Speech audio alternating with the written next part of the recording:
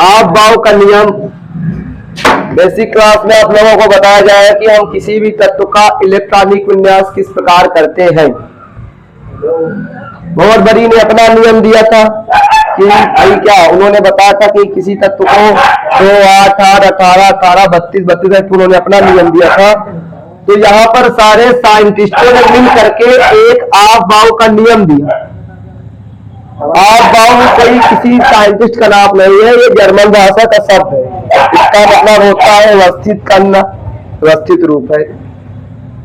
तो ये परमाणु है भाई, आपको पता है कि परमाणु के नाभिक में प्रोटॉन और न्यूट्रॉन होते हैं। परमाणु के नाभिक में प्रोटॉन और न्यूट्रॉन होते हैं, और जितने प्रोटॉन नाभिक के अंदर होते हैं उतने ही इलेक्ट्रॉन नाभिक के बाहर चारों ओर चक्कर लगाते हैं। अब वो चक्कर क्यों लगाते हैं भाई? कोई भी चीज है, प्लस का चार्ज है किसी वस्तु पर और इलेक्ट्रॉन माइनस का चार्ज है, तो एक उत्पन्न होता है। आप लोग पढ़ेंगे चुंबकीय आघूर्ण, बलयुग्म का आघूर्ण, कई सारे टॉपिक्स हैं, डीपली क्लासेस हैं वो। तो यहाँ पर हमारा जिक्र केवल ये है कि आपको इलेक्ट्रॉनिक विन्यास करना सिखाना है, कैसे है वो बताते जा रहे हैं। तो आप बहुत में सबसे पहले क्या कि इसमें बताया गया कि जो इलेक्ट्रॉन है वो सबसे पहले निम्न ऊर्जा स्तर से उच्च ऊर्जा स्तर को प्रवेश करते हैं। पहले इलेक्ट्रॉन निम्न ऊर्जा स्तर में प्रवेश करेगा, उसके बाद उच्च ऊर्जा स्तर प्रवेश करेगा। तो आपका क्या है, आपका सीरियल है, याद करने को 1s 2s 2p 3s 3p 3d 4s 4p 4d 5f 5s 5p 5d 5f 6x 6p 6d 7s 7p। जब इसको हम रोग की तरह मिलाते जाएंगे तो हमारा सीरियल कंप्लीट हो जाएगा। तो आप लोग डायग्राम बनाना सीख जाओ। तो इसमें पहले 1s फिर 2s फिर 2p 3s 3p 4s serial करके आपको आएगा। तो यही है आपका आप भाव की संरचना या फिर आप भाव का रूल है कि किस प्रकार हम पदार्थों का या धातुओं अधातुओं और धातुओं का इलेक्ट्रॉनिक विन्यास करेंगे। तो आप सभी लोगों से मेरा निवेदन है कि आप लोग इसको याद करें। 1s 2s 2p 3s 3p 3d 4s। तो सबसे पहले परमाणु 1s में आया, देखिए 1s आपका परमाणु 1s, उसके बाद आपका 2s आया, फिर 2p, फिर 3s, फिर 3p 4s, फिर 3d 4p 5s, फिर 4d 5p 6s और फिर 4f 5d 6p 7s 5f 6d 7s। तो सीरियल है, अब इन्हीं पे हमको रखना है। तो आपका भाव का स्ट्रक्चर है, इसको आप लोग याद करिए और ये इस तरह हमने लिख दिया है, इसी पर हमको रखना है। आगे देखिए, तो इसमें जो परमाणु क्रमांक एक होता है, परमाणु क्रमांक जो होगा किसी तत्व का, उसके नाभिक में कितने इलेक्ट्रॉन होते हैं, उसके नाभिक में कितने इलेक्ट्रॉन है वो परमाणु और नाभिक में उसके नाभिक में प्रोटॉन होंगे, वही उस तत्व का परमाणु क्रमांक कहलाएगा। और प्रोटॉनों की संख्या और इलेक्ट्रॉनों की संख्या दोनों बराबर होती है।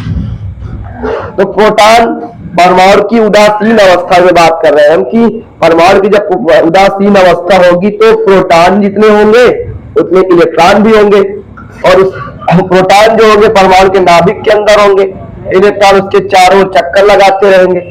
तो आप भाव की संरचना है, सीरियल हमने लिख दिया है, आप लोग अपनी नोट्स में लिख लीजिए।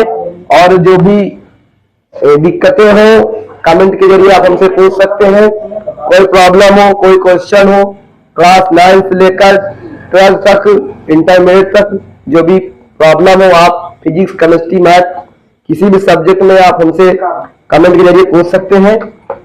परमाणु क्रमांक आपका हो गया है, तो मैं बता रहा था परमाणु क्रमांक क्या होता है। देखिए आप, किसी परमाणु के नाभिक में प्रोटॉनों की संख्या को ही परमाणु क्रमांक कहा जाता है, और जो प्रोटॉनों की संख्या है इलेक्ट्रॉनों की संख्या के बराबर होगा, वो भी कब, परमाणु की उदासीन अवस्था में।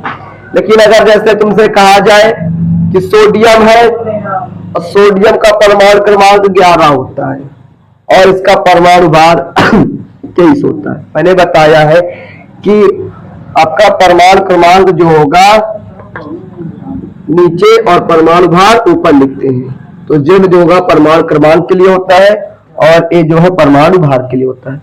तो सोडियम का परमाणु क्रमांक 11 होगा, परमाणु भार 23 होगा। तो सोडियम की नॉर्मल अवस्था जैसे है, सामान्य अवस्था है, उसमें आपके 11 इलेक्ट्रॉन होंगे। लेकिन अगर इसका ग्राउंडेड स्टेट यानी इसके मॉलिक्यूल की जो ग्राउंडेड स्टेट होगी या फिर उत्तेजित अवस्था जो होगी वो सोडियम की अगर हम लिखेंगे N+, जैसे N+ लिखेंगे तो इसका मतलब ये हुआ कि इसमें इलेक्ट्रॉन की संख्या 10 बची, यानी कि एक इलेक्ट्रॉन निकल गया। 11 इलेक्ट्रॉन थे भाई, समझ आ रहा है ना भैया? 11 इलेक्ट्रॉन थे और पहले 11 इलेक्ट्रॉन सोडियम में थे और अब एक इलेक्ट्रॉन बता रहा कि निकल गया। प्लस का मतलब होता है पॉजिटिव या फिर धनात्मक, यानी उससे इलेक्ट्रॉन निकलेंगे तो प्लस, तो एक मतलब प्लस का चार्ज है यानी कि एक इलेक्ट्रॉन निकल रहा तो उस पर 10 इलेक्ट्रॉन है। लेकिन एक बात को याद रखना, इसमें जो प्रोटॉन की संख्या वो 11 ही रहेगी, क्योंकि भाई नाभिक से प्रोटॉन तो निकल नहीं रहा, उसके कोष से इलेक्ट्रॉन जा रहे हैं। और यही बात हम ये देखते हैं सभी लोग, मतलब कि बच्चे पूछते हैं कि भाई प्लस का चार्ज क्यों होता है, माइनस का चार्ज क्यों होता है, तो इसके बारे में आपको हम बता रहे हैं। मॉलिक्यूल्स उठा रहे हैं, मान लीजिए क्लोरीन का, एक क्लोरीन का मॉलिक्यूल या फिर मॉलिक्यूल नहीं, हम यहाँ पे एटम की बात करेंगे, केवल क्लोरीन का एटम है। क्लोरीन का परमाणु है, ध्यान देकर समझिए सभी लोग, क्लोरीन और आपका सोडियम, ठीक है ना। अब ये धातु है, ये अधातु है और ये धातु है, क्यों? तो ये सब चीजें हम बताएंगे, लेकिन इसके पहले हम बता रहे पॉजिटिव और निगेटिव चार्ज कैसे आया, क्या हुआ। तो भाई जब परमाणुओं की खोज हुई, जब यानी कि जहां से हम विद्युत पढ़े हैं, थेल्स यानी 600 ईसा पूर्व थेल्स भी आए, नहीं आज से 2526 यानी अगर गिना जाए तो काफी साल पहले की बात है। थेल्स आए, थेल्स ने अपना उन्होंने क्या किया कि बिल्ली की खाल पर आबरूज की छल को रगड़ा, तो उन्होंने पाया कि भाई हम लोग बचपन में खेले, रगड़ के पटरी से या फिर स्केल से क्या करते थे, कागज को चिपकाते थे तो चिपक जाता था, तो कहते जादू हुआ जादू हुआ। तो जो इलेक्ट्रॉन आकर्षण होता है, प्रतिकर्षण होता है, तो ये सब इलेक्ट्रॉन का कारण है। तो क्लोरीन है, सोडियम है, अगर क्लोरीन में एक इलेक्ट्रॉन आएगा, निगेटिव चार्ज हुआ, और इससे एक इलेक्ट्रॉन निकला तो ये पॉजिटिव चार्ज हुआ। इस बात को आप लोग ध्यान से समझना। क्लोरीन में होते हैं 17 परमाणु सॉरी इलेक्ट्रॉन और सोडियम में होते हैं 11 इलेक्ट्रॉन। क्लोरीन में 17 इलेक्ट्रॉन, सोडियम में 11 इलेक्ट्रॉन। और इसका नाभिक और इसके चारों ओर की कक्षाएं हमने बनाया नहीं। अब इसके नाभिक में जितने प्रोटॉन है, अगर 17 इसके नाभिक में 17 प्रोटॉन है तो कोष में 17 इलेक्ट्रॉन है। इसके नाभिक में 11 प्रोटॉन है तो इसके कोष में 11 इलेक्ट्रॉन है। जब इससे एक इलेक्ट्रॉन एक्स्ट्रा आएगा, एक इलेक्ट्रॉन एक्स्ट्रा आएगा तो इसके नाभिक में 17 और इसके कोष में 18 इलेक्ट्रॉन है। ध्यान देना हमारी बात को। और इसके नाभिक में 11 प्रोटॉन है और एक इलेक्ट्रॉन निकल गया तो इसमें 10, इसके कोष में 10 इलेक्ट्रॉन बचे। तो यूनिडायर्स जो इलेक्ट्रॉन होंगे 18, 17। अब जितना चार्ज प्रोटॉन पर होता है उतना ही चार्ज इलेक्ट्रॉन पर होता है, मगर शर्त क्या है कि इस पर प्लस का चार्ज होता है, इस पर माइनस का चार्ज होगा। तो 18 जब 17 घटाएंगे तो माइनस की संख्या ज्यादा बढ़ गई, यानी इस पर माइनस का जो आवेश है, उसका जो परिणामी आवेश है माइनस का ज्यादा आ गया। और यहाँ पर माइनस में एक कम हुआ, जब 11 जब घटाएंगे तो इसमें एक प्रोटॉन अधिक है, एक प्रोटॉन अधिक है। तो बस यही वजह होती है धातु और अधातु का लफड़ा। ये धातु क्या होता है, अधातु क्या होता है। तो एक इलेक्ट्रॉन जब ग्रहण करते हैं तो नाभिक में प्रोटॉन की संख्या कम हो जाती है, इलेक्ट्रॉन की संख्या ज्यादा हो जाती है, और इलेक्ट्रॉन पर होता है माइनस का आवेश। इसलिए कहते हैं कि धातु का परमाणु जो अधातु का जो परमाणु है वो ऋणावेशित हो गया, और धातु में एक इलेक्ट्रॉन एक्स्ट्रा निकल जाता है तो कहते हैं कि वो धनावेशित हो गया। तो धनावेशित ऋणावेशित का मेन पॉइंट यही है कि उसका नाभिक में आवेश प्लस का ज्यादा हो जाता है, इलेक्ट्रॉन निकलते हैं तो धन का आवेश ज्यादा होता है, इसलिए इसे धनावेश कहते हैं। जब एक इलेक्ट्रॉन इसमें एक्स्ट्रा आ जाता है तो नाभिक में धन का आवेश कम हो जाता है, इलेक्ट्रॉन सब ज्यादा आ जाता है, इसलिए इसको कहते हैं ऋणावेश।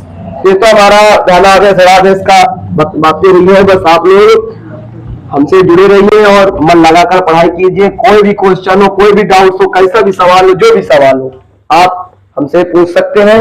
9 से लेकर 12 तक की क्लास, यूपी बोर्ड, जो भी बोर्ड हो, सीबीएसई बोर्ड, जैसा भी बोर्ड है आपका, केमिस्ट्री, फिजिक्स, मैथमेटिक्स से संबंधित कुछ भी पूछ सकते हैं। साथ में प्लस में आप लोगों को कॉम्पिटिटिव एग्जाम की जो भी क्वेश्चंस है, मैथ, अरिथमेटिक्स, तो जितने भी ग्रामेटिकली ना आता हो, जीएस वगैरह जो भी है, आप लोग हमसे क्वेश्चन कमेंट के जरिए पूछते रहिए और साथ ही मन लगा करके पूरी मेहनत के साथ ध्यान दीजिए।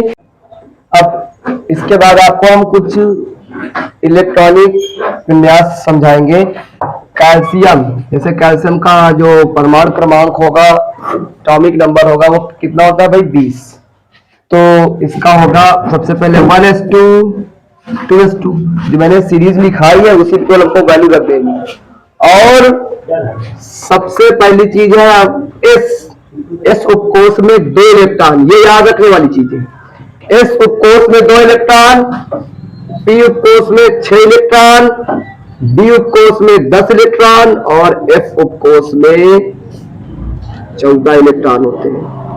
आपके कॉम्पिटिटिव एग्जाम में बहुत नॉर्मली क्वेश्चन पूछे जाएंगे, इतना डीपली नहीं। वनडे एग्जाम के लिए आपसे उतना हार्ड क्वेश्चन फिजिक्स केमिस्ट्री का खास नहीं आएगा, फिर भी आप लोग ध्यान दीजिए और अपने बोर्ड की परीक्षाओं के लिए मजबूती बनाइए। देखिए, एक होता है जब तक बच्चे के अंदर आध्यात्मिक ज्ञान, उसके अंदर संस्कार नहीं है, तब तक वो उसको हमेशा असफलता का चेहरा देखना पड़ेगा। एक शिक्षक का कर्तव्य है कि उस बच्चे को अध्यात्म के साथ साथ संस्कार की भावना, नैतिकता अगर उसके अंदर नहीं है, जब तक वो सर्वगुण संपन्न नहीं रहेगा, तब तक वो बच्चा आगे चल करके नहीं सफल होता। कहते एक कहावत है, होनहार बिरवानी होठ चीकने पात। ये तो सभी लोग जानते होंगे कि जो बच्चा जिसके अंदर जो विचारवान, गुणवान, संघर्षशील, कर्मा, दुधारू जो भी होता है, उसके अंदर वो गुण बचपन से उसको दिखती है। और ये गुण आनुवांशिकता के तौर पर भी और हमारे समाज से और वातावरण से मिलते हैं। और जब तक हम एक अच्छे समाज में नहीं रहेंगे, देखिए समाज शास्त्र में समाज की परिभाषा किसी समुदाय से नहीं होता, उनकी गतिविधियों का प्रारूप ही समाज कहलाता है। जैसे कि भाई ये कह दिया जाए शिक्षक समाज, तो शिक्षक समाज नहीं, उसकी गतिविधियां ही शिक्षक समाज कहलाती है। उसका प्रोसेस, उसका जो कल्चर है वही समाज है। तो बच्चा जिस समाज में रहेगा, जैसे कर्तव्य है, उसी हिसाब से वो ढल जाएगा। जिस प्रकार किसी पेड़ को कोई भी चीज उसको बढ़ने में रोक रही हो, तो जब तक उस चीज को नहीं काटेंगे तब तक पेड़ वहां से टेढ़ा ही हो जाता है। इसलिए बच्चों से में पढ़ाई से ज्यादा आप जिंदगी में साक्षर बने ना होना, लेकिन शिक्षित जरूर होना, क्योंकि साक्षरता और शिक्षित में बहुत अंतर होता है। साक्षर का मतलब होता है कि वो लिख पढ़ लेना, और आजकल हम समाज का मतलब ये नहीं कि हम बहुत पढ़ लिख लिए हैं, बहुत नॉलेज वाले आदमी है, तो बड़े बुजुर्ग का, अपने सेवड़ों का मान सम्मान का, धार्मिक आध्यात्मिक संस्कारों को भूल जाएं। ये बहुत जरूरी है। फिलहाल आइए हम अपने टॉपिक में बात कर रहे हैं। 1s2 2s2 1s2 2s2 2p 2p6 2p6, क्योंकि हमको p पे 6 रखना है। क्यों अबो का रूल आपको मैंने बताया था, उसको कर लेना। इसके बाद क्या होगा 3s2 3p6, और इसके बाद आपका क्या आएगा 2 2 4 6 4 10 12 6 18 और 4s2। आगे हम बहुत चीजें पढ़ाएंगे आप लोगों को, अभी तुम स्टार्ट किए हैं। 4s2 ये एस बता रहा है कि जो कैल्शियम है वो एस ब्लॉक का तत्व है। ये एस बता रहा है कि ये कैल्शियम एस ब्लॉक का तत्व है। तो आपका 2 2 4 6 4 10 12 18 तो 20, यानी 20 इलेक्ट्रॉन कंप्लीट, इसका इलेक्ट्रॉनिक विन्यास भी कंप्लीट हो गया। अब जिंक, जिंक का क्या होगा, 1s2 2s2 2p6 3s2 3p6 4s2 3d, 2 2 4 6 4 10 12 18 तो 20 तो 30, ये भी कंप्लीट आपका हो गया।